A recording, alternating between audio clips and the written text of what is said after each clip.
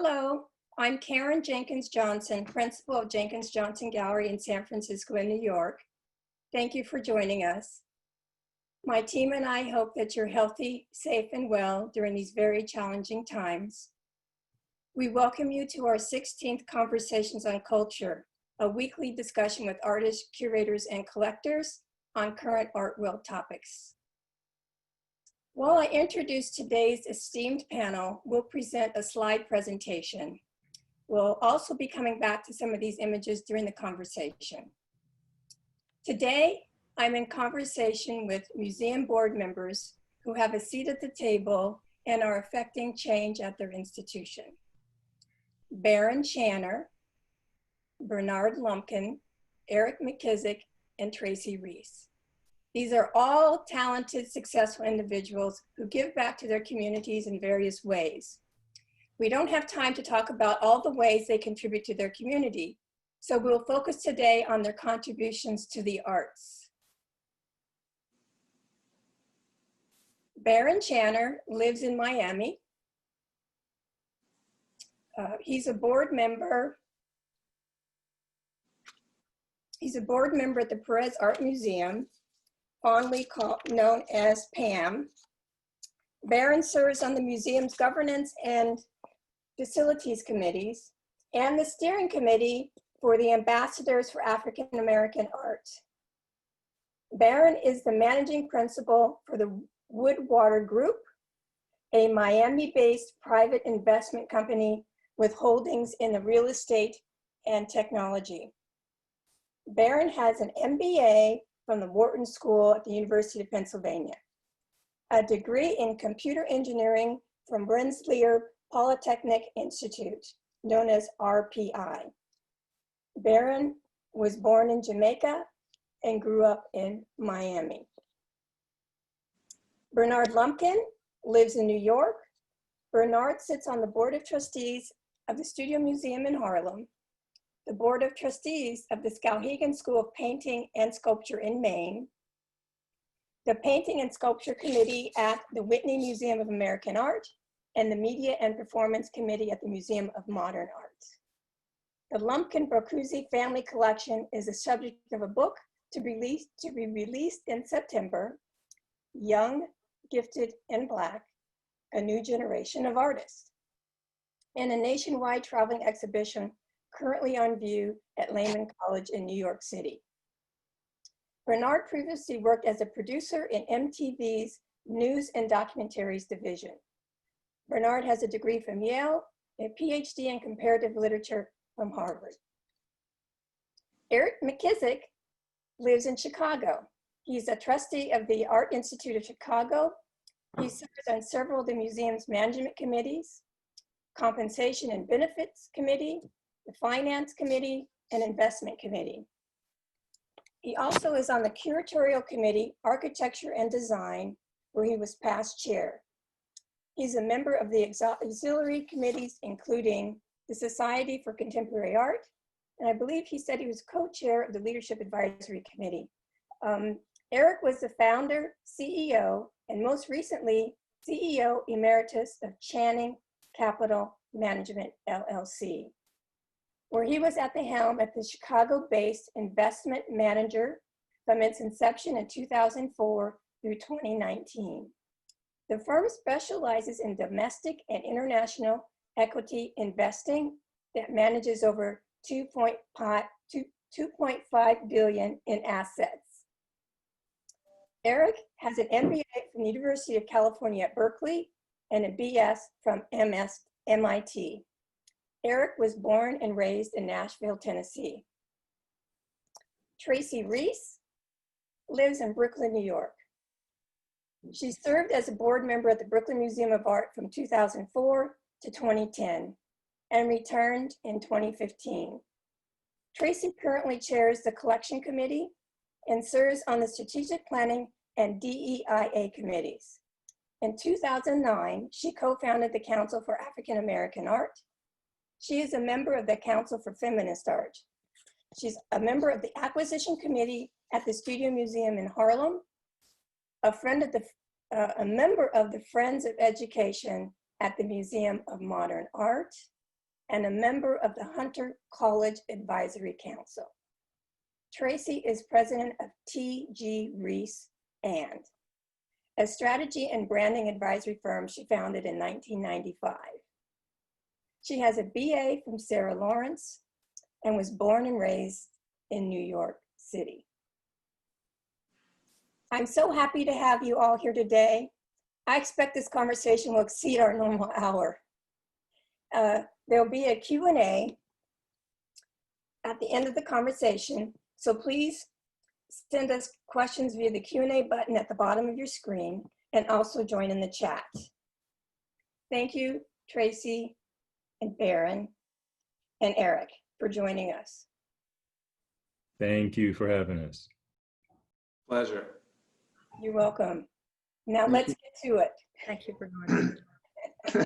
Thank you, Karen, for having us on the show. Oh, you're welcome. You're welcome, Bernard. I'm so happy you were able to come.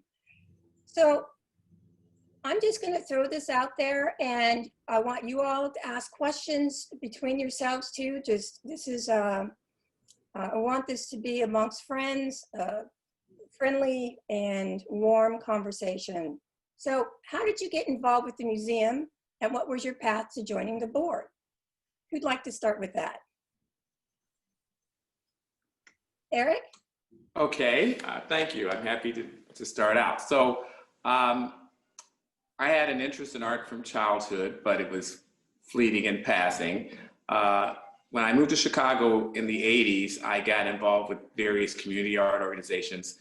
In the early 90s, the Wallace Foundation gave a grant to the Art Institute to establish a program to engage more community people in the museum. So I had a mini docent training, which led to the formation of the Leadership Advisory Committee, the LAC, which is a Black support group to the Art Institute. And I've been involved with that ever since. In 2002, much to my shock and amazement, I was asked to join the board as a trustee, and I've been involved ever since. Right, I can go next. Oh, go right ahead. I mean, it's a lengthy story, but I'll abbreviate it. So first, I tend to get on boards that attach to things that I know fairly little about and use the experience to learn the subject matter, because while contributing what I know about finance and what I know about marketing and so forth. And so arts has always been something that I developed a passion for, specifically in the path to being on a board. I actually first got involved with a spectacular organization here in Miami, Diaspora Vibe Cultural Arts Incubator. And this was probably early 2000, led by Rosie Gordon-Wallace, and saw the importance of board members to help in arts organizations. Fast forward, I've been on the boards of several healthcare and other sorts of institutions in town.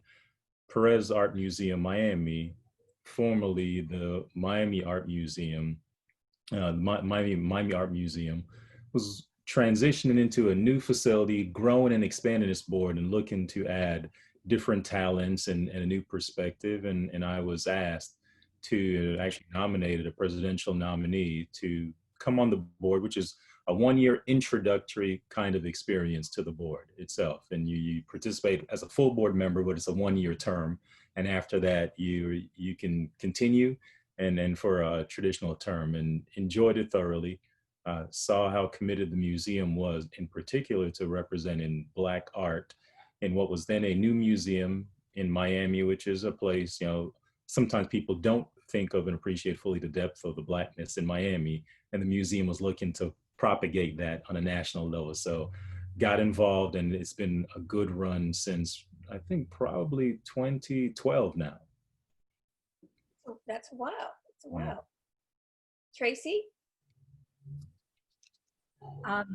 Well, actually, mine's a pretty short story. I served on the board with another person who was on the board of the Brooklyn Museum.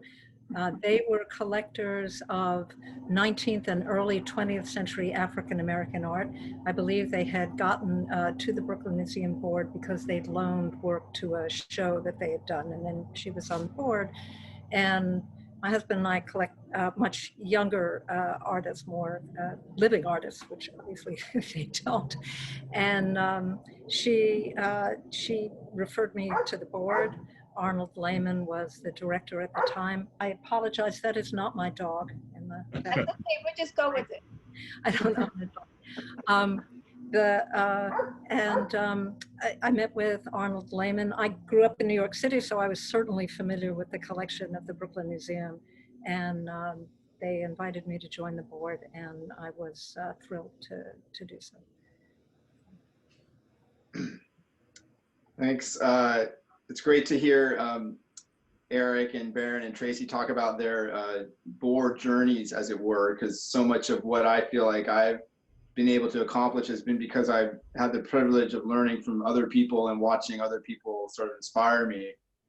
I think, to just speak of the Studio Museum, where I'm a trustee, I started out at the museum on the acquisition committee, and I joined the acquisition committee because I was very interested in collecting and supporting and helping museums support artists of color and also emerging artists.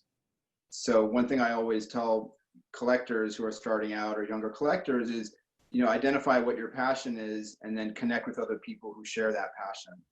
So for me, once I knew that I wanted to focus on artists of color, which was sort of my family background, it was a demonstrated sort of need that I saw in the museum world based on, and the art world generally, in terms of my conversations with curators and gallerists and dealers and artists, of course. So there was a need for more support around artists of color. And the Studio Museum just seemed like such a great fit for that. I love the idea that at a museum like the Studio, you can start small, which is, an acquisition committee of maybe 15 people. Every meeting is chaired by Thelma Golden, the director and chief curator of the museum. So you also get face time with someone who's very influential, and you learn a lot from listening to the director speak. The jump from an acquisition committee, which I think is really great, that's where you really get in the nitty gritty. You hear from curators, you learn about material, you learn about process, you learn about the decisions that museums make in evaluating acquisitions, which obviously translates to your own collection in different ways and different levels. But the other thing about board service is that it really is, what I've learned is it's a privilege, right? I think, particularly in a moment when I think, we're looking at boards in terms of the responsibility that comes with the service. I mean, everybody knows about the networking opportunities or the perks or the access. We all know about that, but I think I love to hear stories about, what being on a board has taught someone, like what Barron was talking about, or, what someone on the table can bring to the board that's unique and special. The best board meetings are those where you feel like everybody is there, not for the same reason, or not because they all pay the same, whatever dues or fee, but because everybody is contributing something unique and special and important to the museum. And I think that's, again, getting back to the current discussion around, what boards should be and what boards should look like. I feel like it's a great moment for anybody out there listening right now who has a passion for art to reach out to a board and reach out to a museum and find out how you can get more involved. Now is a great time to join a board. It may seem contrary to the popular, it may seem a paradox, but now is a great time to join a board. Yeah. I was just add one quick thing about my background that is really important, and Bernard, you made me think of it in your remarks. The reason why I was interested in art is because I grew up in Nashville, Tennessee, as Karen alluded to, and I grew up in the shadow of Fisk University. So David Driscoll, the late David Driscoll, was a friend of my family's from childhood. My parents collected, family members collected his work. Aaron Douglas, professor at the university. So I was exposed at that level. As a kid, I didn't appreciate that exposure was planting seeds for my long-term interests. But the only point I want to make with this is that these seeds are planted in our families, our friends, our kids, and they can bear fruit later. Wonderful. Karen, I actually wanted to jump in. I think Bernard opened a line of thinking that I think is important for us to touch on. And that's Yeah. the role of boards in the arts. And no one can speak about the full context of the role, but oftentimes I'm someone from a fairly humble background, and I tend to shy away from things that are too luxuriant. And so you ask, well, how do you get on a board of an art institution? And what's the value of that if that's not your orientation? And quite simply, I've come to appreciate that if folks can't respect your creativity, a culture's creativity, they can't ultimately respect those people at the highest level. And so I see my involvement on the board as an opportunity to engage in some of the conversations around equity and equality and inclusiveness. Of course, it's not in the same way as creating an actual job for an individual or dealing with policing, but you just think about some of the things that we do at PAM. We've got a spectacular program in which we take police officers and young people, we pair them together, put them both in a position where they're equally uncomfortable, so there's no power dynamic between them, and they're both navigating the museum and using their observation skills to identify elements in a piece of art. Now, that introduces the young people to art. It introduces them to, interacting with the police in a way that doesn't have a power dynamic that would cause them to be fearful or resentful, and also allows the police to interact with them in a situation in which they're equals or peers, if you will. So there's a relationship building that comes about through art. So there's certainly fun, and there's certainly a luxurious aspect to it, and there is a significant amount of wealth in and around art, but there are also artists who need help, and there are issues in our community that are influenced by celebrating art and creativity in a way that you can't simply do by sitting down for a conversation or listening to a TV show. And so there's a role for all of us who care about Black culture in art. Art plays a role not simply in propagating the visual aesthetic of the culture, but also serving as a forum for engaging each other in a way that sort of breaks down the walls that our normal power dynamics would create. I agree with that, Barron, too. And I think that that's such a great program. The great thing about these webinars is that you do learn, what's happening at other museums. And, it's sort of like we're all in the business here of best practices. So it's great to be able to share and listen. I think one thing that maybe people listening, I feel like I've seen a couple questions about, what is the fee or what does it cost to join a board, which is an important question. I think, one thing I'd like to see is a sort of widening of what board requirements are. Just getting back to my point about, bringing together to the table a group of people with a diverse set of important skills, which to me is like my definition of what a good board is. Obviously museums, and now more than ever, need fiscal support, and that cannot be downplayed. I'm not downplaying that in any way.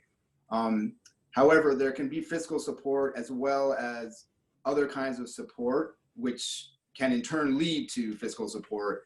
And I think a lot of people, from what I'm hearing, would like to see a sort of broadening or a loosening or just a rethinking of what requirements, spoken or unspoken, are sought, what the requirements are for board membership, or for any, to begin to get involved with a museum. Like the board is sort of I started at the acquisition committee. You can start as a member, you can start in one of the patron groups.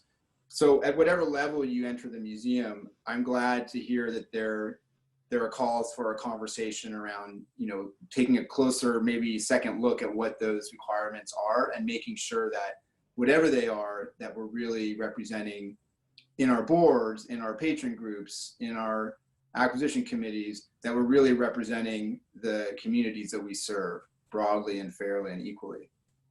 Yeah, that's a great point, Bernard. And I think that at this time more than ever, there's a conversation about the roles of museums and how they, as cultural repositories, how they interact with the communities that they serve. But I also think that and you touched upon this, it's important to observe that there are different ways to enter the museum world. There are different size museums, there are different size community organizations There are different levels of organizations. The larger the museum is, the more demanding it's probably going to be to be a trustee, but you can be on a committee.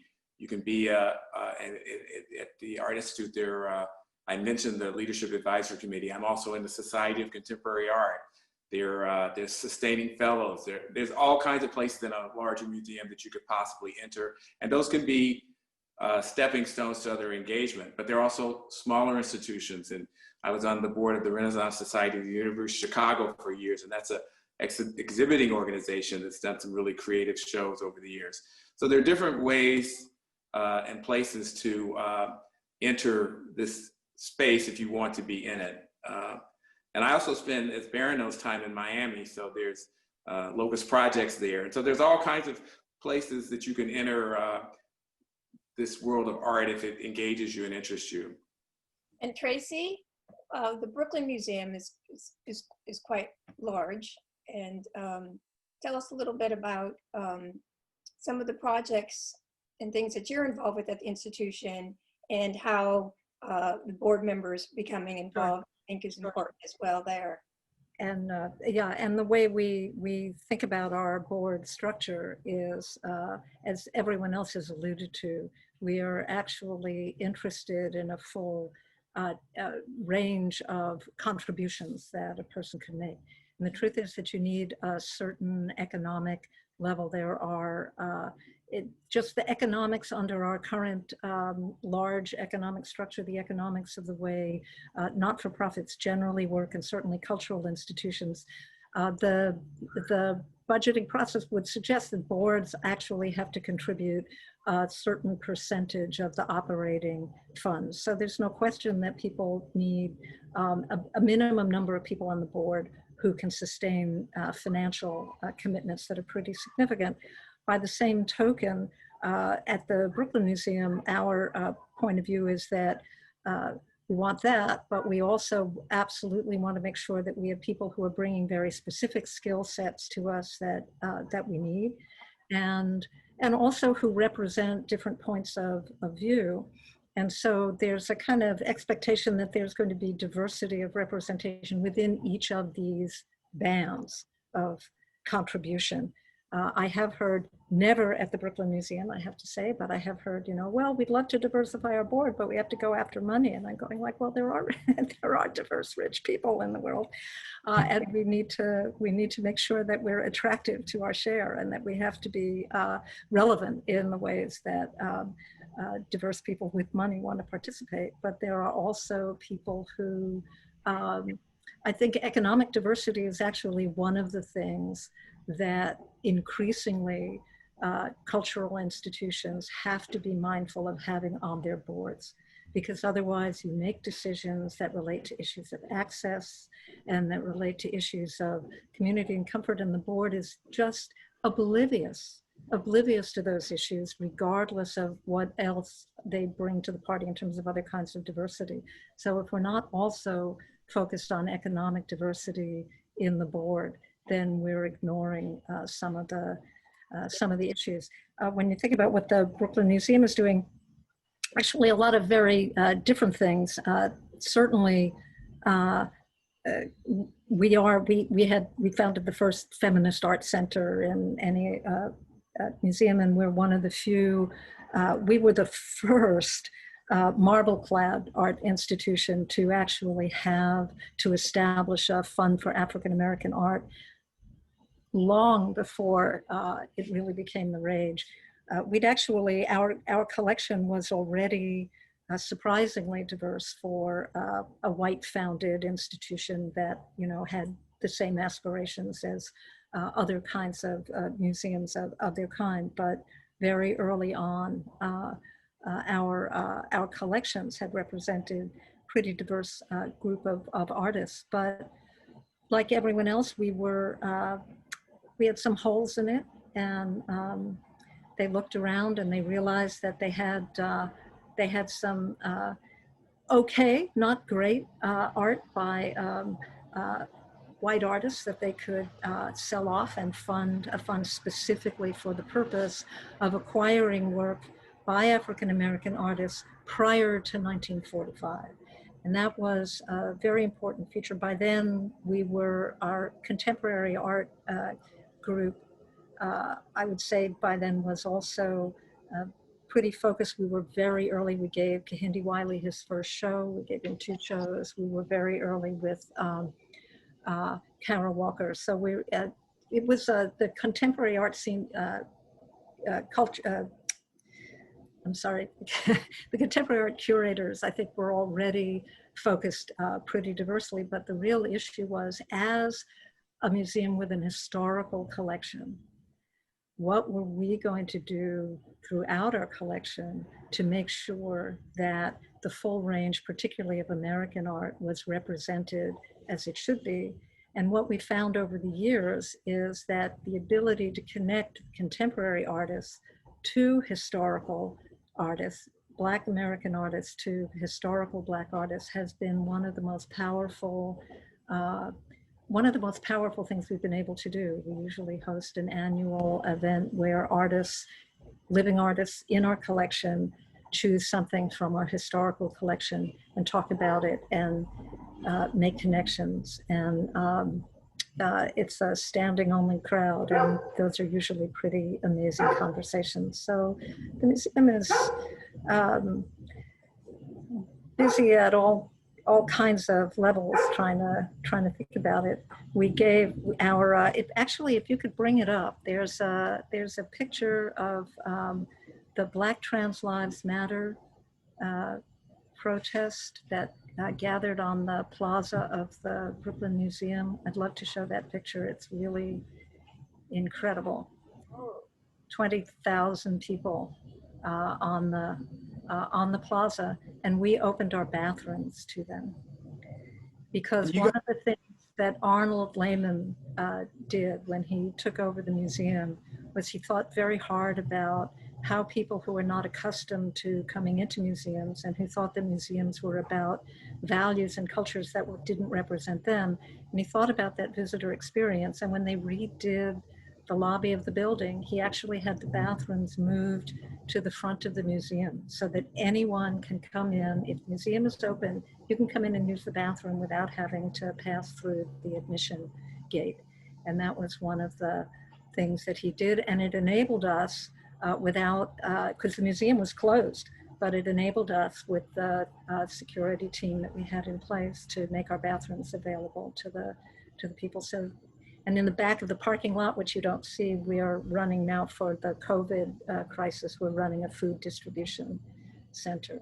So I have heard Karen in other meetings say, you want our artists, but you don't want our people. And we're working extremely hard to make sure that that is not the case. Thank you. Thank you for that. I know the Brooklyn Museum has actually been the forefront of working with artists of color and trans and LGBTQI community. So you guys were actually setting the tone, setting the example for other large institutions. So we thank you for that. And we hope that other institutions will follow your leadership in doing that.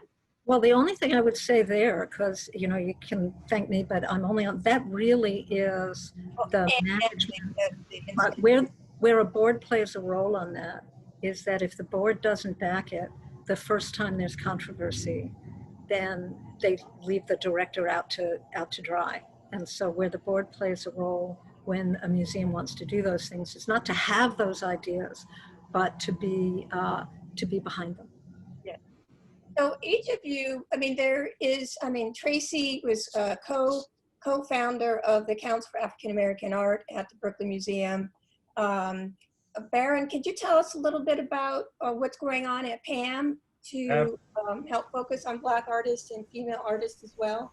Absolutely. Well, as you said, the Brooklyn Art Museum inspired many folks to follow that path, whether it be council. PAM's doing an incredible job. Exactly. And we've boldly stepped into that lane. Roughly 2013, we were seated. The Fund for African American Art was seated by a contribution from the Knight Foundation and separately George Perez, whose name is on the museum. Both contributed roughly $1 million to seed the fund. And so we were off and running and trying to figure out, which in a very Miami way, it's a relevant question. what is African American? It's a little bit easier, I would venture to say, probably dangerously, a little bit easier in certain other places.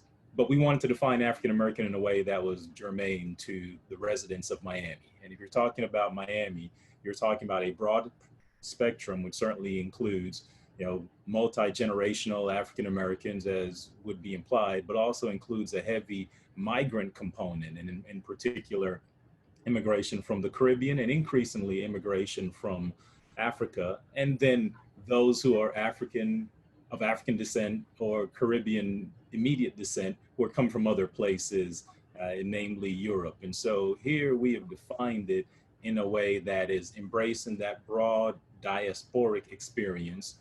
Oftentimes it reflects movement and migration. We are celebrating the art in many ways. Clearly, collecting art, participating in the commerce is an important part of showing respect for the art at the highest level. And so whether it be Carrie Mae Weems, actually, if you have the picture, you have me with Shabalala Self, we're collecting young artists. We have Romare Beardens, we have, keep going. Shabalala Self. There we go.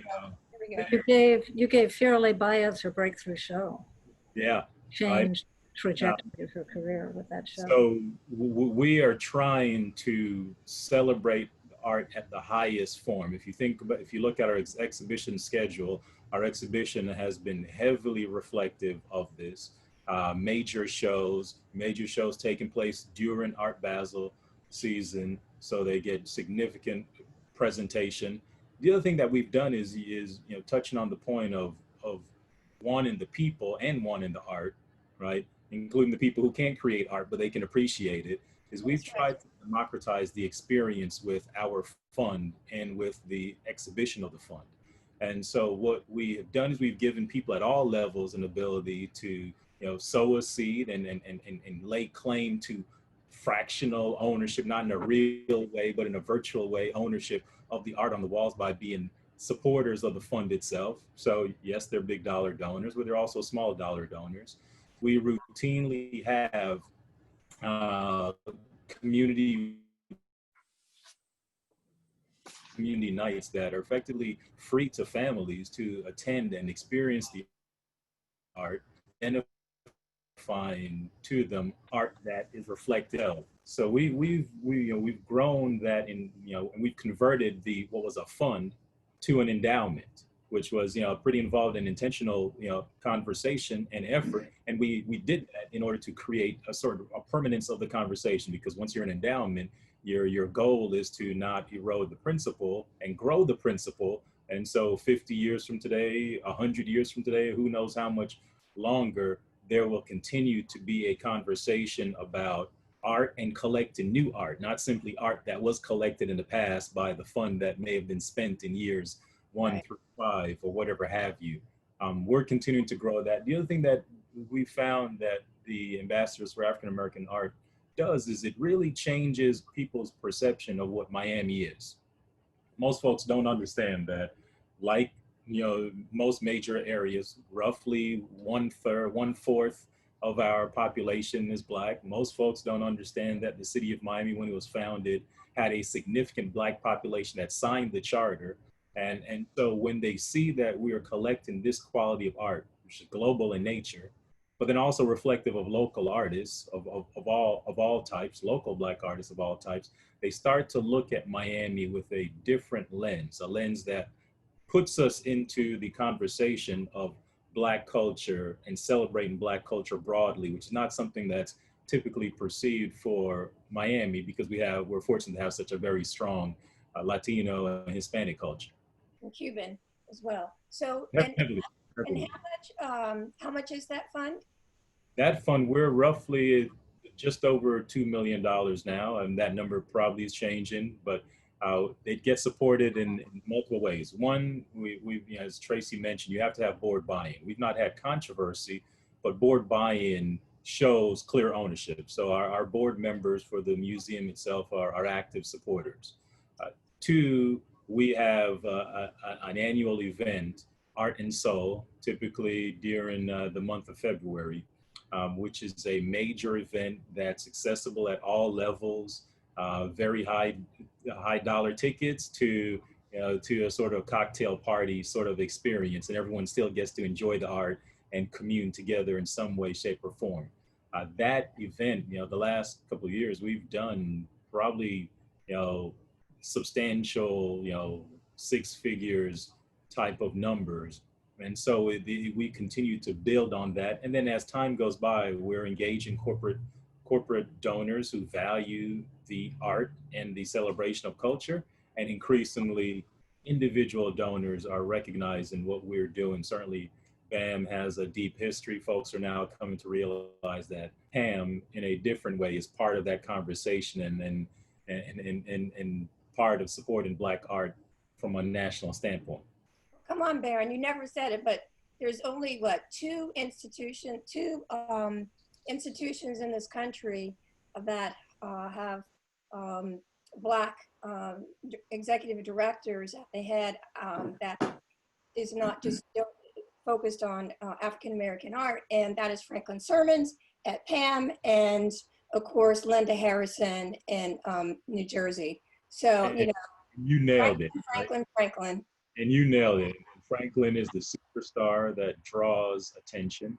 And he does it in a way that, is fully reflective of where Miami is. So he understands what Miami is as a city and how it sits in the continuum of American history, how it sits in the continuum of cultural history, and how it sits as a conduit for migration and transience. And he distills that in a way that is very approachable to many, right? So you nailed it. He's a star.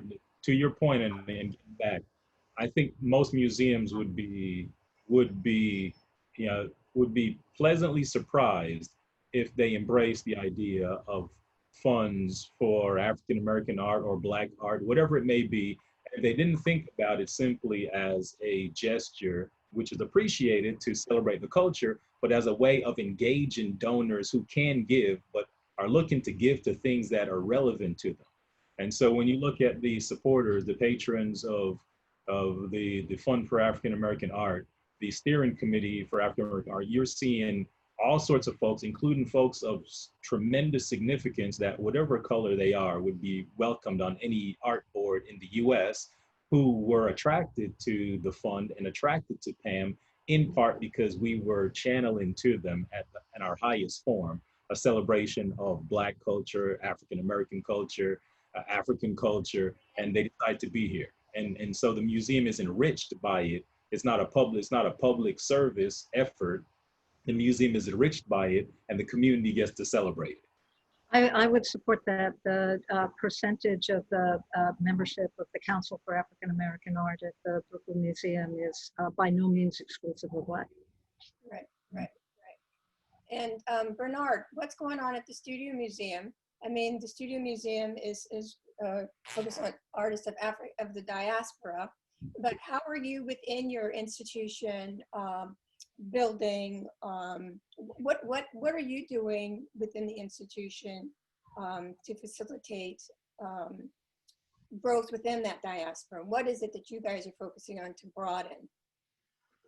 I mean, I think thanks, Karen, for asking that question. I think the first point I'd like to raise is about the terms which we use to talk about the art and the artists that we are have supported. I mean, during my time at the Studio Museum, we realized that our commitment to Black artists was broader than just African American, that we sort of needed to redefine what the term we use to describe that. And there are different terms which people feel comfortable with and that are appropriate in different contexts.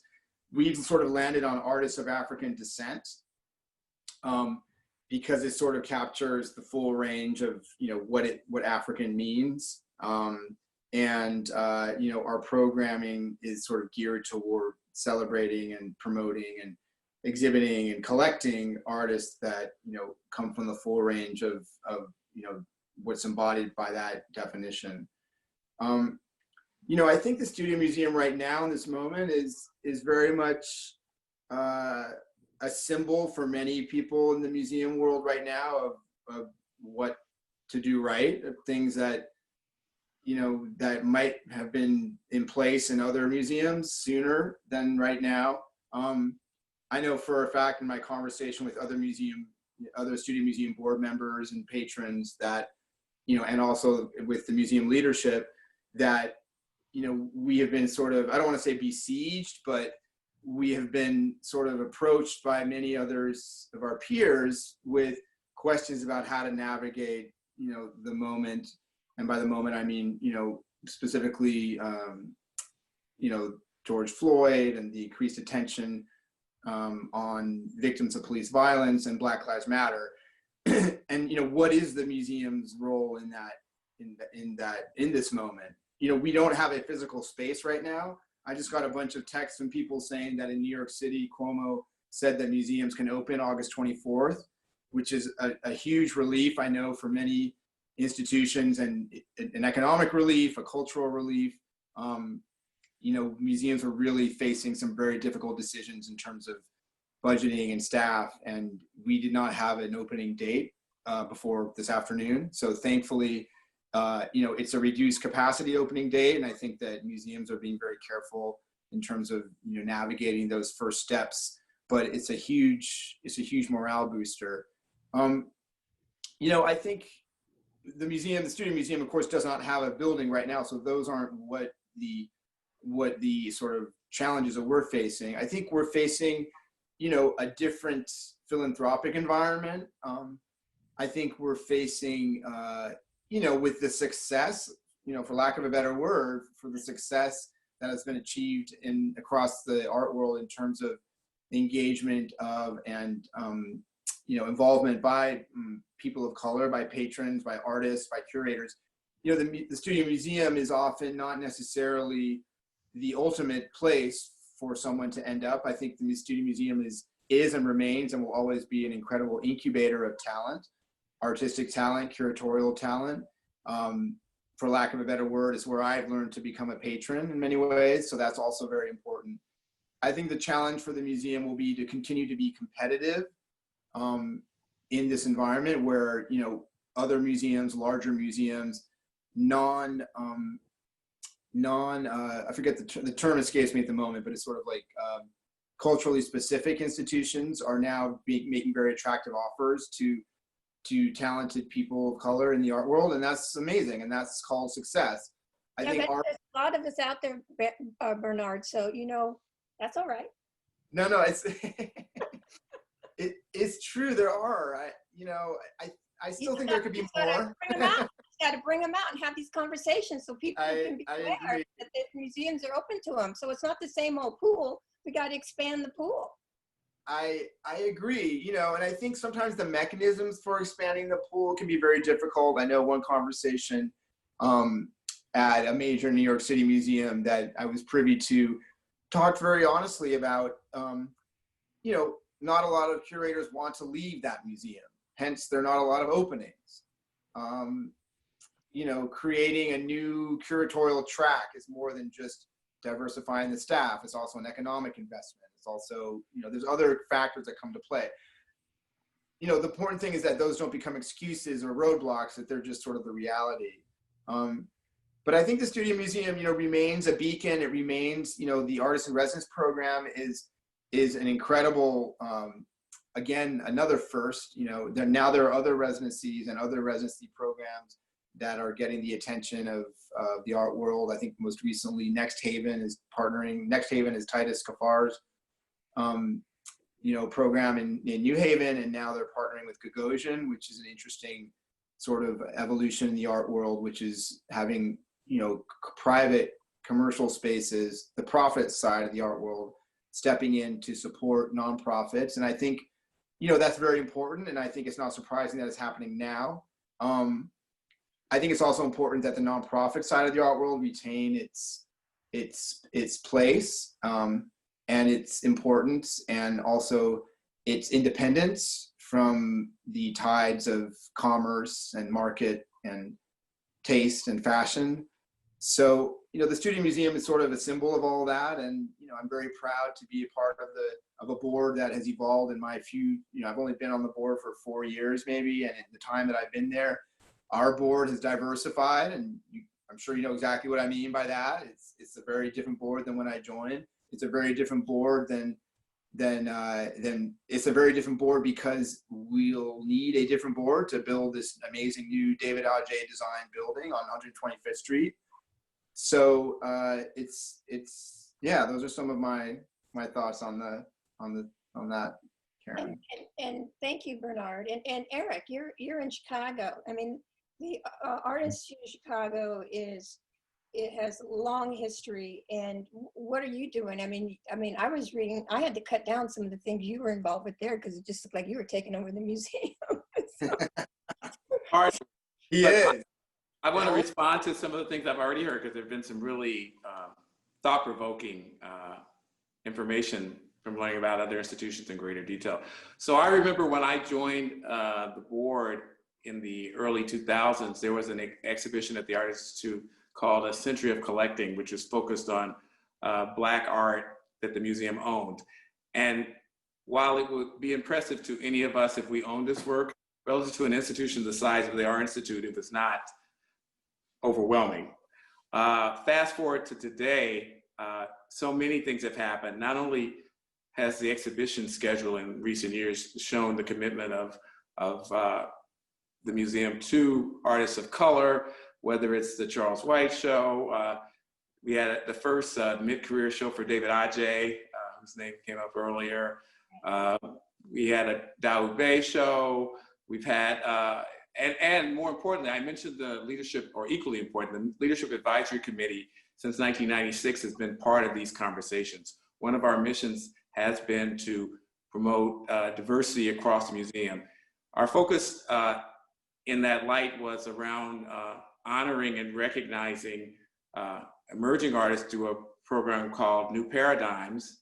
And thanks for putting up that image of the Charles White show from a couple of years ago. And then we also had an event which has occurred every few years called Legends and Legacy. So we honored Elizabeth Catlett, we honored Margaret Burroughs, we honored Ed Clark, as you can see in this picture. We honored Elzer Couture. And sadly, we honored these people in the nick of time because they're not with us anymore. So that's been one of the ways that we've been able to expand conversations around this topic, which has coincided with increased interest in the art world generally. The other thing is that the board has gotten more diverse, as you might expect, and we have some superstar collectors in this space, like Pamela Joyner, who was honored at the Pam Art and Soul Gala just this year. Yes. And we have Bob Rennie, who has probably the largest private collection of Kerry James Marshall's work. So we have collectors that are extremely interested in this space. Some of the images that are being shown are some of the newer work that has been acquired by the museum, as well as some work that's been in the collection, like Richard Hunt, a Chicagoan. That hero construction is from 1958, and it hadn't been as prominently displayed. Now it sits at the top of the grand stair. So it shows, as it's happening in the art world generally, a re-envisioning and commitment. Finally, the money to do these things. When you have a very significant collection of lots of different curatorial areas, there's always competition for dollars. So as Tracy described, we've also looked at things that we have that perhaps could be, and there's a Kevin Beasley, Kevin's name came up earlier, that perhaps are second, third, or fourth work by a historic artist, and to sell that work to help build our collection of historically underrepresented artists. And the last thing I'll say is that while we don't have a fund, and while we haven't specifically stated a target, I would say it's been more organic. About 5 years ago, we, the museum, did a strategic review of the collection, and not surprisingly, based on what I said about 20 years ago, it was not as well represented and underrepresented artists as it could be. And so we've seen in recent years a tremendous increase in activity in that area. The image that's currently showing here is a recent acquisition of the museum as a gift from the Society of Contemporary Art which I am involved with. So this Emma Amos work, and Emma just left us a few months ago, was a gift of a support group, an auxiliary group to the museum that has been buying work for almost 80 years for the museum. And the last few years, they focused on arts of color because those are places that the museum needs to grow and expand. So the increased interest in Black art and underrepresented artists is exploding at the Art Institute as it is everywhere. Just as there was a MoMA rehang that got a lot of conversation, we've also revisited our presentation of art. Our executive director and CEO is a contemporary art expert. And so while we've been known for years for our impressionist art and so many other things, modern and contemporary have a tremendous focus at the museum at this time. Well, you know, I'm going to ask this question here, and you all can answer it if not. There's been a lot of dialogue, especially here in California and especially San Francisco. And you know, we had an opening for one of Chicago's native sons, Dawu Bey, here at SF MoMA. And could you bring up Dawu's image, please? Image of Dawu. So how do your institutions balance the selection of exhibitions that increase attendance with the need to present under-recognized artists that should be shown? I know, Bernard, I know this is what you guys do, but at the same time, I'm sure there's a discussion here about this balance. It's the Brooklyn Museum, Pam. I have to say, one of the things the Brooklyn Museum has found is that there isn't necessarily a conflict between those two ideas. Soul of a Nation was, by any stretch of the imagination, a blockbuster. So was We Wanted a Revolution.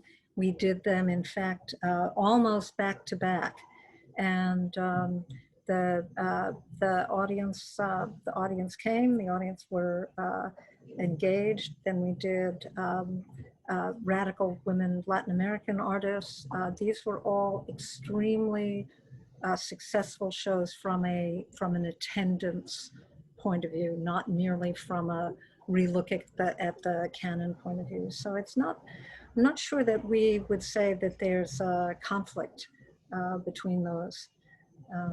And in fact, if you want to see diverse audiences in your galleries as a museum, you want to show people things that they want to come and see, you know? So I think it's, I wouldn't have said that we think it's a conflict. Yeah. Yes, I think with that, one of the things that we've seen with the events like New Paradigms, Legends and Legacy, is it brings in huge audiences, new audiences in some cases to the museum.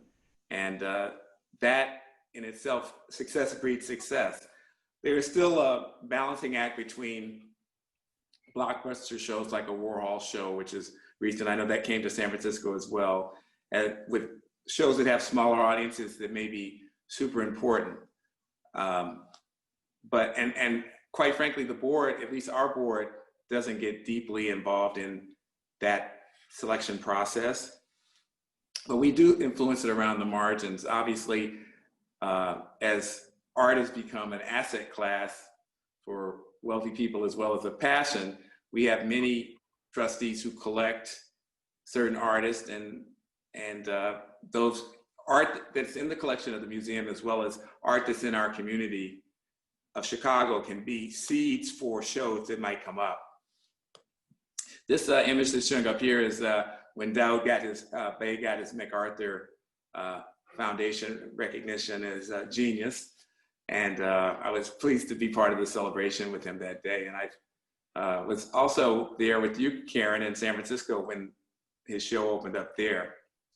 So I've continued to be a groupie around him and many of my other art friends. I always talk about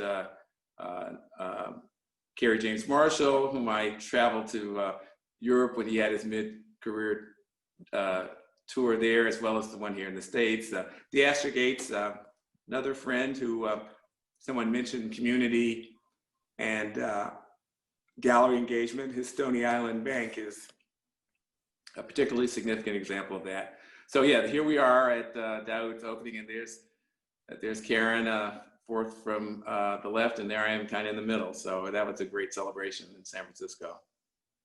Yeah. Here at PAM, similarly, the board is not actively involved in the curatorial direction. But I think the way the board can influence that is diversity among the decision makers, experiences, backgrounds, gender, other, and so forth, translates to more diversity with what's being exhibited and what the schedules are like. The other part as well is, if we really think about it, for museums, if we're all talking about growing our audience, and if you just think about it, if you consider art historically a luxury product, that's not necessarily true, but I think it's perceived as such. And you think about where luxury has gone, the reality is luxury in almost every context has become democratized and it's grown beyond connoisseurs, and that's the focus.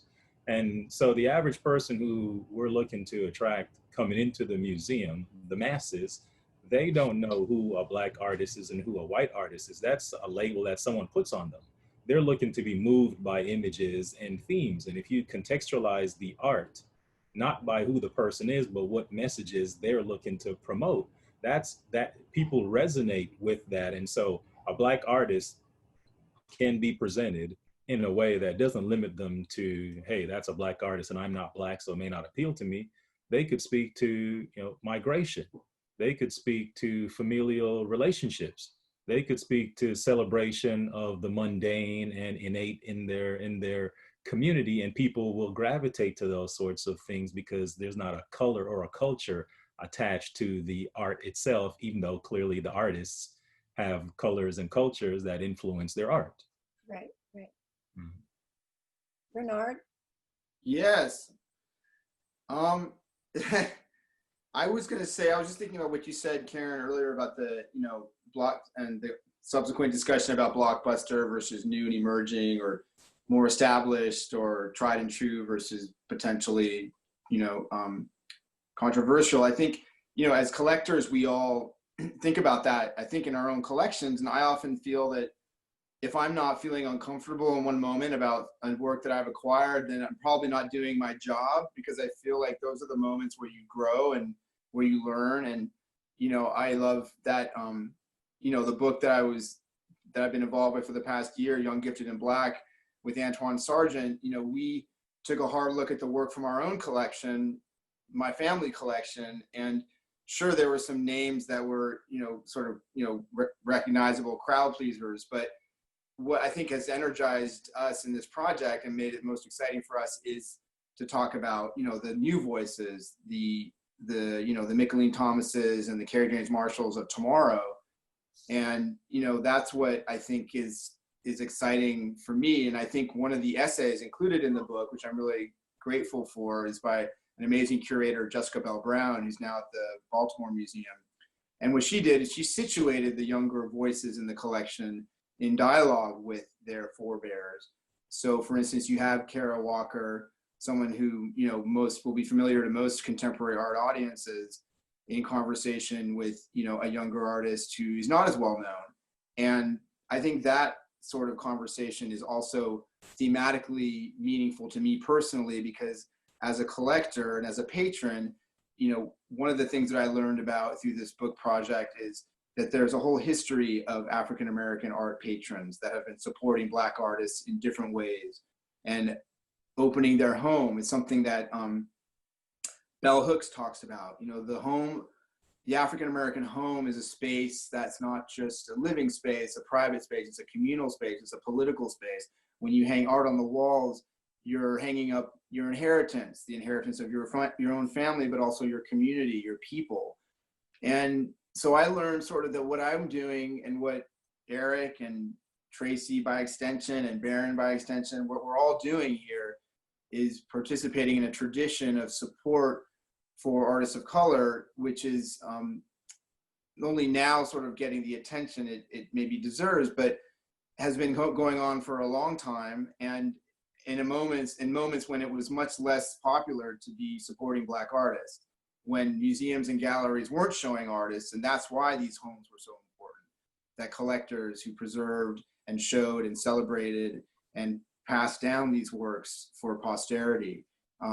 You know, people like Peggy Cooper Kafritz, people like Ellen Locke, people like, I'll leave the other names for you guys to chime in, but these are two figures that figure prominently in my mind and make me realize that the conversation between the established and the older artists is, and the younger ones, is very important and very vital, the same way that the conversation between our, you know, patrons of times past is also very important to young patrons and to new patrons, and to pass along that knowledge and that purpose and that vision is really important. I consider that part of my job, my responsibility, and my role. I think there's something else that museums like the Art Institute of Chicago or the Brooklyn Museum, an obligation that we have in particular, and I'm not leaving out the PAM or the Studio Museum, but I think because the collections are not only so broad, but also the process of actually developing those collections has a history. And I think that one of the obligations that we have, certainly now in this moment, is to be very critical about the way we look at those collections, how decisions were made about what was worth collecting and what is valuable, and even, you know, where the money came from to acquire the collections, or how they were acquired. You know, maybe it was not necessarily a financial transaction at all, and to recognize and acknowledge that, and to expose people to that, and make them think critically about art and the process of collecting and the role of museums, has an effect of expanding the intellectual space for artists of all kinds, because we do come from somewhere, and we're all influenced by what happened, regardless of how we think about it. So I do think that museums with historical collections, and they've done,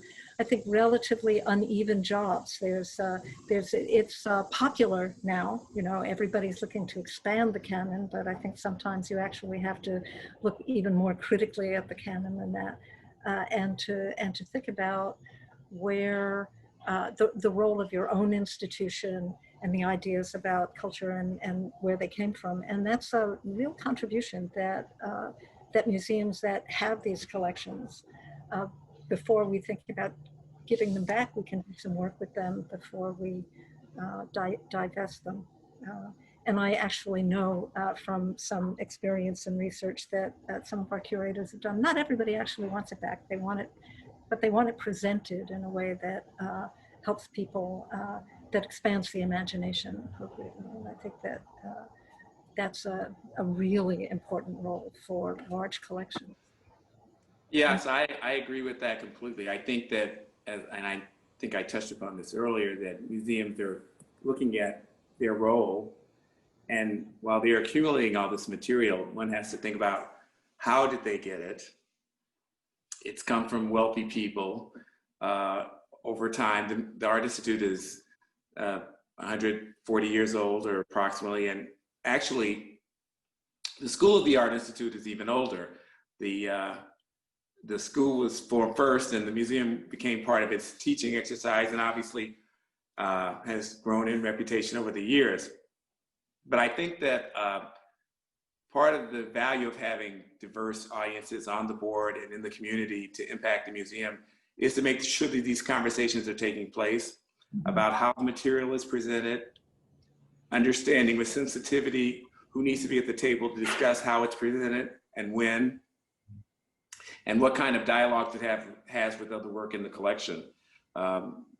That's happening, I think, even more so because of having people like on our board, like Denise Gardner, who's one of our big collectors, as well as one of our leading board members, to dialogue with James Rondo, our executive director, about how things are presented.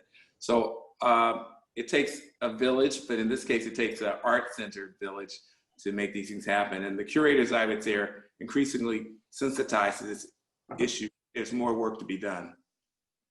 The other thing that hasn't come up yet, but which is certainly, I think probably every museum board is now aware of the importance of it. And at the Brooklyn Museum, we've actually been focused on it for a number of years. If the board doesn't take seriously and actually lead the internal diversity, equity, inclusion, and access issues of the institution, it's very difficult for the institution itself to make anything other than the most marginal performative changes. And so for boards to insist, for boards really to work hard to try to, we can't get in there and run the institution, but we can decide how we're going to tell, if we're meeting our diversity goals. And then we have to, the board gets to hold management accountable for the outcomes at the institution. So we look at how much money we made last quarter, and we look at how many new members we have, and we look at a whole bunch of things. And I think if the board is focused, we're also looking at metrics that we've been able to identify that reflect the health of the diversity and equity process within the institution, and how we're doing against that. And of course, the boards usually have quite a bit of work to do themselves, and we have to take that seriously too.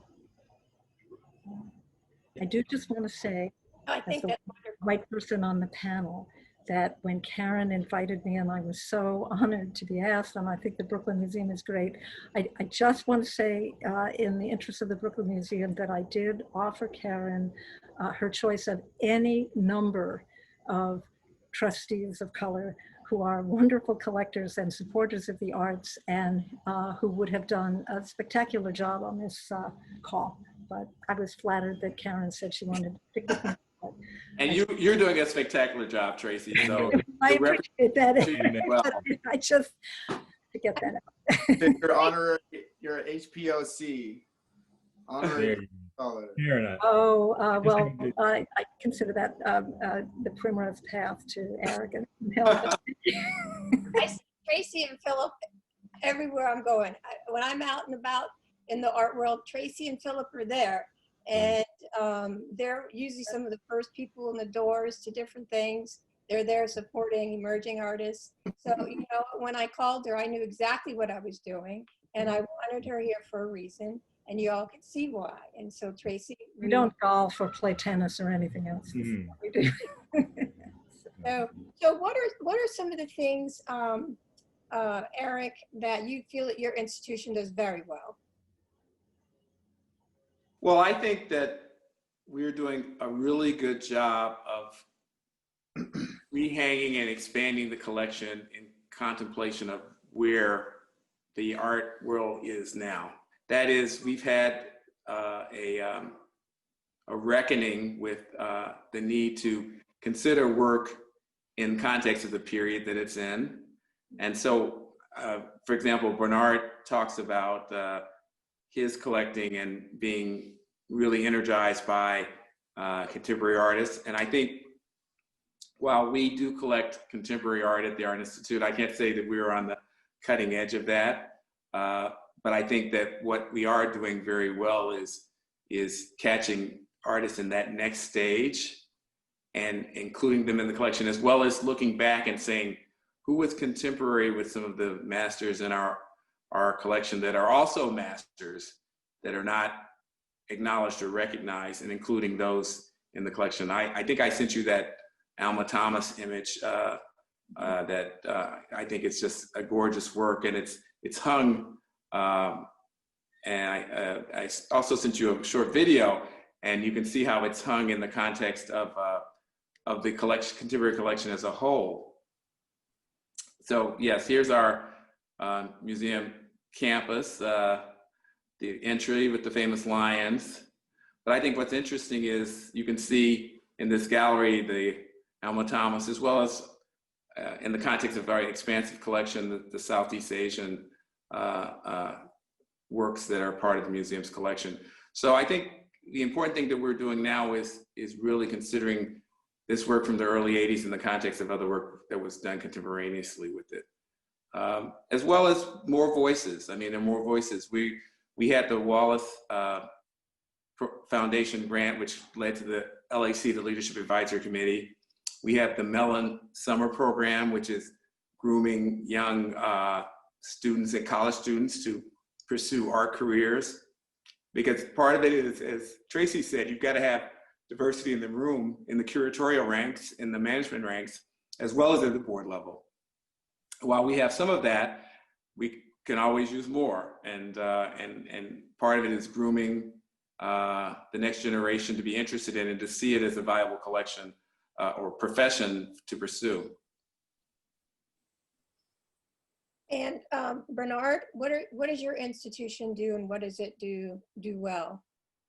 I'm sorry, Karen, I just got distracted by some of the questions in the chat. Yeah, okay, so let's talk about what would you like to answer? What are you distracted by then, Bernard? There's some interesting questions about it's interesting. There's one about how do you feel that board service differs with a museum, differs from service on a corporate board? What can collectors expect, and what do you see your role as a board member of a museum? So I guess they mean more than just like shares of stock.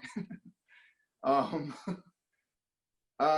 I sort of feel like I gave, my answer to that question in terms of, what I've learned by being on a board is that it's just as much about responsibility and, that it's a privilege, not a right. At least that's the way it should be.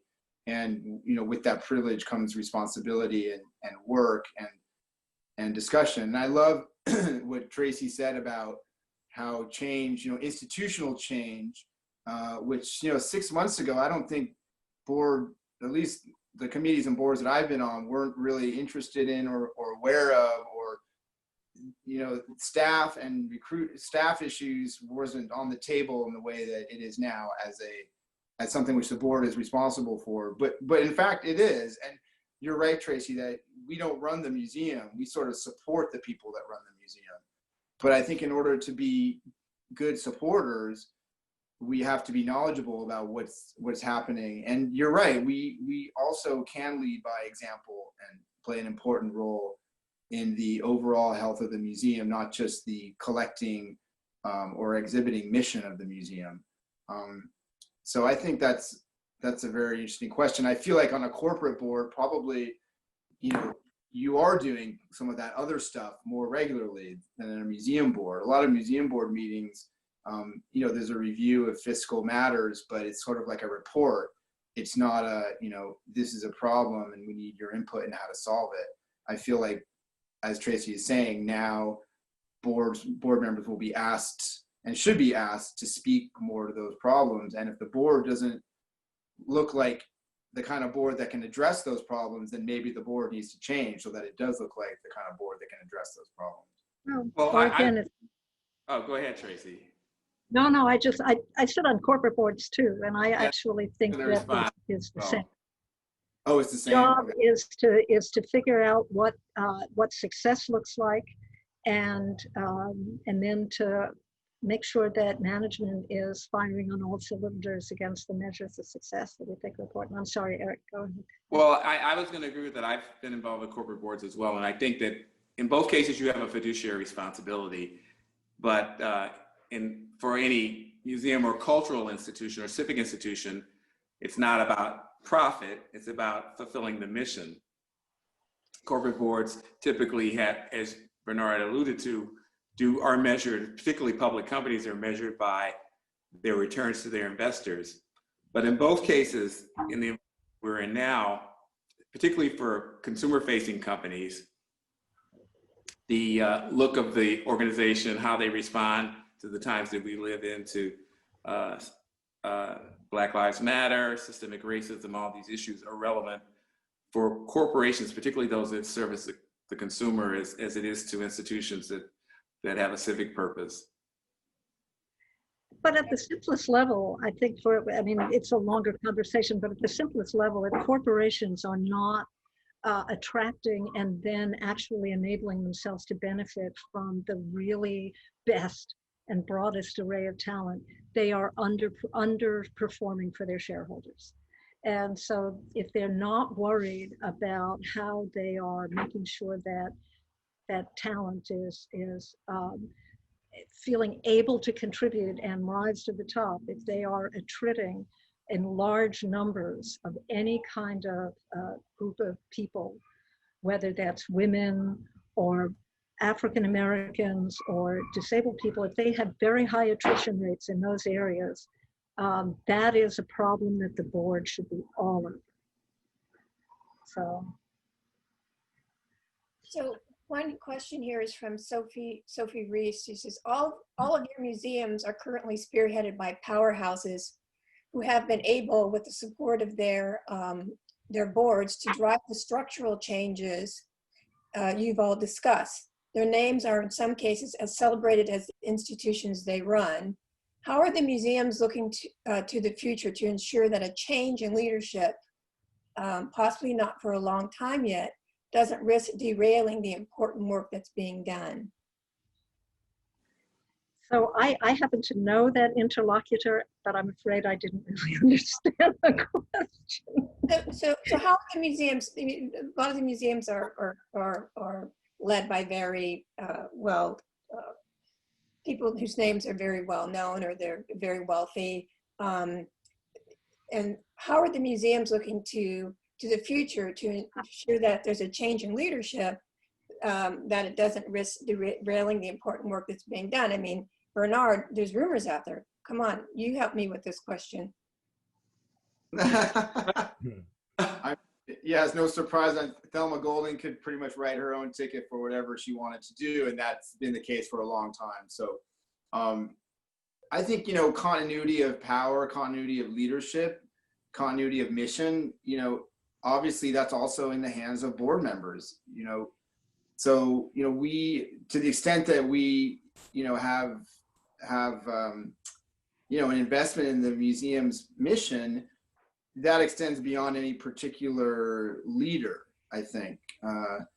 So I think I think the museum is bigger than any, we have some very star leaders, Franklin Sermons, obviously, Ann Pasternak, Tracy, forgive me, Eric, for not knowing off the top of my head. James Rondo. Right. I'm sure those individuals would say themselves that, they're not larger than the institution, that the mission of the institution, they serve the mission of the institution in the same way that the board serves the mission. So we all have to work hard to make sure that there's continuity in that kind of leadership. That said, there's a reality to any sport in which talent is paramount, right? And if Michael Jordan leads the team, you're probably not going to win the championship next year, but that doesn't mean you don't have a team that can be competitive and is built on. I'm talking about my Warriors. Good luck, right? So we at PAM are, every bit, cognizant of the fact that we're not going to, but should we lose Franklin at some point in the future, it certainly would be a hit because the museum is a channel of his persona, professional and otherwise. But what you try to do you can change the captain, but you want to keep the ship afloat so that it can head to safe harbor. You have to fortify it, and you fortify an institution like this in a couple of ways. So there has to be a curatorial vision that is discernible, so it can be extended or modified by a whole host of people, and not just simply in the hands of one person who could be here today and gone tomorrow. Your approach to development, which often emanates from all the different things you do as a museum, who you are, who you engage, your frequency, there needs to be a very rigid structure built around it while allowing for all the creativity that goes into development at the highest level with particularly high dollar donors. And then you also have to make sure that the board on-ramping, how you bring board members on, how they experience the organization, right? It needs to be done in such a way that they are actually developing skills that allow them to contribute in a multitude of ways and not simply operate as faces to the public. And so at PAM, we're embracing all of those things to make sure that we have a sturdy museum that can help Franklin, and the same tool that can be useful to help Franklin take us to the championship, should he, pursue other opportunities, we will reconstitute with that and build from that base, right? But you can't make up for talent, and there's no replacing Franklin one for one. And if it can happen, it doesn't happen immediately. There's a transition period, so that's a reality. But if you're hitting the other marks, the museum at heart, or to Bernard's point, the museum itself is bigger than anyone, and sometimes underperformance behind the stage, the people who are watching the movie, it's still a movie. It's still enjoyment for them. And so if you're putting out good work, whoever the director is, the museum will still be respected. You still have to get a great director, but you can keep the ship going. Of course, if you have a great team, it's easier to attract the next great director too. Yes, very true. I was just going to add that in the case of the Art Institute, they've tended to be like many of the very large museums in the country and have long tenured leaders. However, what I've also seen since I've been around there is that the star curators and department heads are a great attraction to head smaller museums and especially university museums. So there is a need to have a very robust feeding or pipeline to keep the seats filled with talent. But I do think that the Art Institute in general is considered for the executive director position a very desirable place. And there are only so many museums that would be equivalent or even more desirable than that. That probably helps us generally keep our talent in place at the highest levels. So there's a question here from, are you on your boards having conversations about board members' backgrounds and the source of their wealth? Mm-hmm. And obviously because of the issues that have risen for the museums, such as the Whitney. Whitney, yes. So I'll respond to that, but I don't know that I have the complete answer to that. I am not on the nominating committee, but I do know that what I see is and hear about at the board meeting level of new board members is that they're usually one, successful, well-heeled. Two, they are collectors. Some institutions are probably may be happy to have a quote unquote rich person to show up and give a lot of money, but actually there's what I've seen over the years that I've been there, the people have a demonstrable interest or connection to a curatorial area of the museum, and that brings them on board. They also are not seeking controversy, though. I guess it would be the last thing. And there may be situations perhaps for legacy people, but I don't know of any off the top of my head. I'm just speaking by example or consideration that an issue could come up, but I don't know of any controversial folks that have come on board in my tenure. It's been pretty much a very thoughtful process that's but it is leading with resources to fulfill the role, talents that will add to the goals and objectives of the museum, and an interest in the arts. So there's a question here, it's from Vicky. It says, how are you handling the virtual exposure of the art and museum during this pandemic?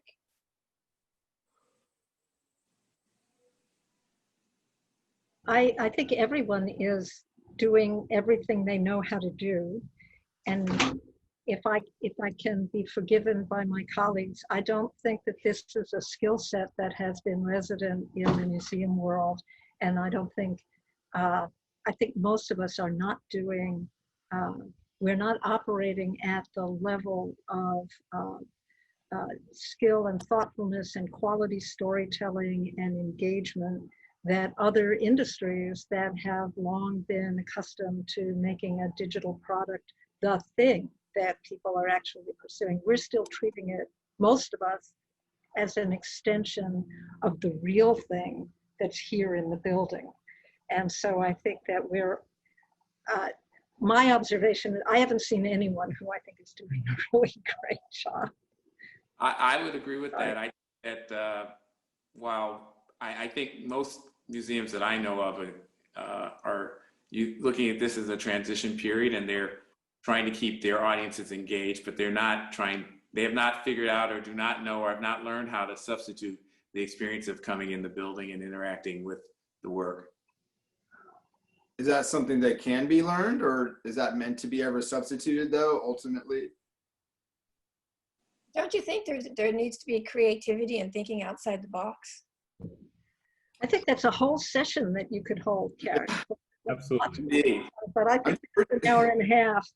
I think that's I believe it has to be. we'll see that. Next time, our next webinar, next week. Yeah. So here's a lighthearted question for you. Talk a little bit about the work that's behind you. Sure. Who is that for? I think Everybody. Yeah. I'll jump in. So I have two pieces behind me, and forgive me, I'm not a prop person, but so I've got, you've got Royan Gray. He's a Jamaican artist, and this is a Jamaican landscape, urban landscape. I was born in Jamaica, and this reminds me of the street on which I lived around the corner. So I'd go to the shop for my grandmother. So when I saw it, I usually collect for the Jamaican stuff, landscapes, but I grew up in Kingston, which is urban in nature. So this looks more like what my experience in Jamaica. So I grabbed it. And then over here, you wouldn't be a true appreciator of Miami art if you did not appreciate Purvis Young. Yeah. And so I have a print. Sadly, this is not, I'm still trying to find it. If I can afford it, I'd get it. But this is a Purvis Young print. You see his iconic horses, and then you see the people. So that's what I have. Bernard, what you got? What do I got? So over one. Thank you, Barron. I love that. This is how we get to see each other's collection. This is the new collection visit. Right. Over one shoulder is a work by Tamashi Jackson, a multimedia work called Still Remains from 2018. Fabulous art. Thank you. It features, some of the things I love about Tamashi's work is sort of, she's talking about elections. Speaking of elections and politics, she's talking about districting and inequities that come about in certain elections. A lot of her work references specific historical or political moments, whether it's the Seneca Village in Central Park or a particular voter registration controversy in an election in the Southern District.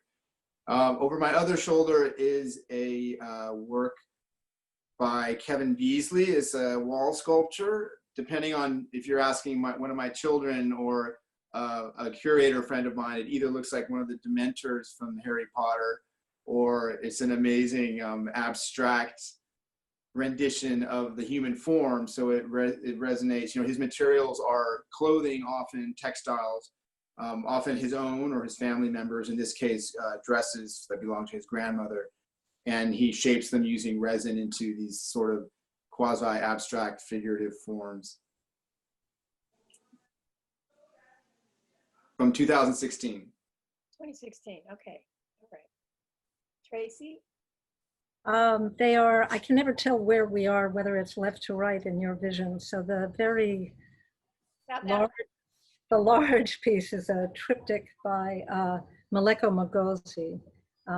and I was explaining, it was at the time the smallest piece he ever made. He called up because I'd always said to him, if you ever do anything that's not, 1,000 feet square, let me know. And he said, the smallest painting I've ever done, so you should come and see it. And it's 27 feet long.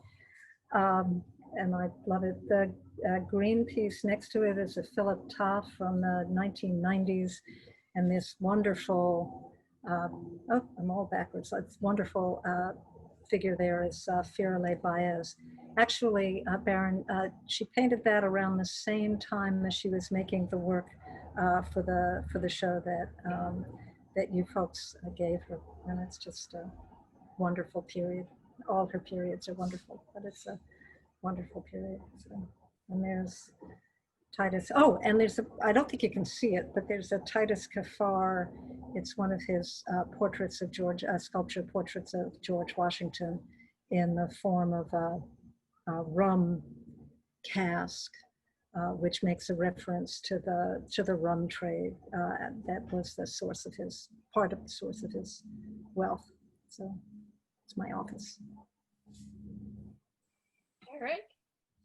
Yeah, so I chose to have a large single colorful piece behind me, and this is, and you can't see all of it, it's pretty sizable, but maybe I'll lift my iPad without any accident and you'll be able to see more of it. But the work is by Robert Colescott. If I can hide my head in the process. It's called Taste Like Chicken. There's always going to be some kind of humor or play in Colescott's work. And this one might refers to some sort of interracial or other kind of interaction, and the two central figures are surrounded by hearts and people watching them. It's in my mind a dazzling and entertaining work, not as political as some of his other work, but yet something that we really enjoy in our living room. Karen, and it's from the late 90s, to put it in a time frame. So it's later work of his. That's great, Eric. Thank you, Eric. It's so wonderful to see his work. Did you meet him when you were going to school? I did meet him, not when I was living in the Bay Area for school, but I met him later. I wasn't collecting that long ago and probably wasn't even aware of him back then, but I did get to meet him later in his life and mine. Wonderful. Tracy, do you have a question? No, actually, I'm sorry. I as I was thinking about the last question from Sophie Reese, I actually wanted to make another point about continuity, but you're over time. Well, I think it's actually really important, and this is the role that boards have to play. They have to have they have to know where they want someone to take the institution and find and only bring in someone who can do that. And an example that I will give out of the Brooklyn Museum, and I was not at the board when they brought Ann Pasternak in, so I can say this about them without trying to compliment myself. That was not the conventional choice. There were any number of people, men for the most part, who had run other large historical collection, museums with donor bases, who could easily have stepped into that job and done the expected thing. The museum would probably have been very successful. They'd find curators, they would have run it. And Anne was a risk on so many fronts. And I think it's just been, I was so impressed when I heard that they had in fact hired her, given the other people who I knew were in the running. And I think that boards can make those kinds of decisions by understanding the team they have, but the game they want to play, if I can, Barron, and then finding a leader who may not be, in fact, the obvious choice, and having the courage of their convictions and the excitement of, of wanting to be in support of what is sometimes a very risky vision, but which I just think has been one of the really great moves that that museum made. So I just think when you think about the role of boards to the continuity of an institution, it's actually, we only have two jobs, right? The mission, we support the mission, and we hire and fire the CEO. Those are the two things we do. I Thanks. asked this question, and you guys can answer it or not. But it's come up a little bit in the chat and a couple times in the Q&A. People are asking, what are the current monetary, requirements for some of these boards? So y'all can have at it. Whoever's Well, asked that question. I'll jump in at one level, and instead of specifically lining it up with the artist, I'll just give you a range. So I'm aware of boards that I would say major big city boards require anywhere from $25,000 to $100,000 annually in terms of donations. And there can be capital campaigns, expectations of giving work or supporting acquisitions and supporting exhibitions and the like. Some people, like any organization or any volunteer organization, because these are volunteer organizations, you have a distribution of gifts. I mean, you have people that are able to give 7-figure gifts when you have campaigns. And then you have people that give smaller gifts. So it's not, everyone isn't strictly defined by giving at the top of the range, but there certainly is an expectation, I think, for most museum boards that you'd be giving some kind of 5-figure gift at a minimum annually, and it could go from there. Yeah. I mean, the only other thing I would add to that, and I think Eric probably nails it, maybe in certain places it gets into the 6 figures as opposed to stopping at the 6 figures. But you also have a couple of other considerations. So you have on some boards, you have corporate trustees. And so typically there's a different expectation of the corporation in terms of its participation on the board and the fees that are attached to that. That's usually the company's contribution as opposed to the representative who joins, but sometimes they're small companies. So that's one level. You also have give or get. I was going to say the give or get model, which you do hear about as well. Yeah. You also have, as we do at PAM, you have a sort of an introductory opportunity to be on the board by way of nomination by, in our case, the president. So the president has the ability to nominate a select number of people whom have a relatively short term. It's in our case, it's a 1-year term. So they're introduced to the board. Their financial requirements are lesser financial requirements during that period of time because there's a relationship that's being worked out between them and the board. But they're full board members. They have full agency to vote and to participate on the various committees. So I suspect that that's one of the things. The last piece I'll add, and it goes back to a prior conversation about diversifying the boards. Many of these institutions, particularly the larger ones, have foundation dollars that are supporting them. And the foundations themselves have DEI perspectives. The foundations have an ability, as with PAM, to place individuals as their representatives on the board for reasons that relate less to their economic means and more towards whatever contribution they're making to the larger board's consideration, a technical skill or a certain perspective that brings valuable diversity to the board.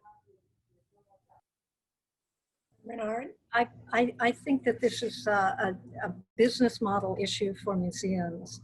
And I think we're going to see a lot of innovation and reconsiderations in these kinds of requirements. I think that money is also going to continue to be a consideration for boards, but I think that and I said it before, that in addition to all the other kinds of diversity you're looking for economic diversity. I think you should be looking for economic diversity, and the structures that different institutions will develop in order to be able to allow for that are going to be hopefully creative, myriad, and complicated. I don't think museums have been very reflective or introspective about this issue much in the past. I think all of them are thinking about it to a greater or lesser degree now. I think some of them are just hoping it'll go away if they're quiet. But at the Brooklyn Museum, we're talking very, very hard about different ways of structuring that, because it's I just think the demands on the institution are going to require other kinds of solutions, and that. And I would add to that, Tracy, that there are some other models already out there. There's some, as we know, there's some museums that have artists on the board, Yeah. or Well, we do. We have quite a few. and some museums have celebrities on the board that are barbelled with billionaires. So, you know, I'd be interested to know if any of them actually give money, but maybe we can have a conversation offline. So perfect. I think you're absolutely right that there's going to be some reflection on that. And Bernard, what were you going to add to that? Oh, I wasn't gonna. I know we're running long. I don't want to add anything more, but just because you guys have all said beautifully what I would have said anyway. So you answered the question really well. I don't want to.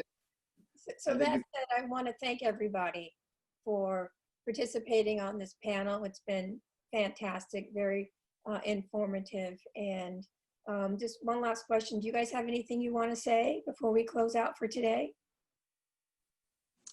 Well, the only thing I want to say is that, as you can tell from all of us, we find board service and being involved in art collecting is very rewarding. I don't golf, for example. So when I go out of town, I'm often going to a museum or a gallery, and it becomes a great hobby. You meet wonderful people. There's a picture in the slide deck to close with that of me and Bernard in Chicago a few years ago. And I encourage people who are obviously interested in learning about this to get involved and consider at all levels, whether memberships, support groups, committees, boards, they're all rewarding. I would add to it two things. One, get to Miami and visit Pam. You'll enjoy the experience, pam.org. That's true. We will. Two, don't be intimidated. No matter how seasoned you are as a collector or of art, it doesn't matter how wealthy you are, there is some opportunity for you to be engaged and connected with the museum and learn something from it and get an experience and potentially influence the museum's ability to impact your community if that's your focus. But if you're just focused on yourself and your family, there are affinity groups. Oftentimes there are committees that you can join as a non-board member and learn and contribute your talent. And they certainly have a host of events that you can attend and participate in to enjoy the experience, the communal experience once we get back to that in the real world again, built around culture, and it will enrich your lives. Thank you. You all have a wonderful weekend and be safe out there, and we will see you out and about. Thank you, Karen. Great. Thanks so much. Bye-bye. Bye. Have a great weekend. You too. Everybody, bye-bye.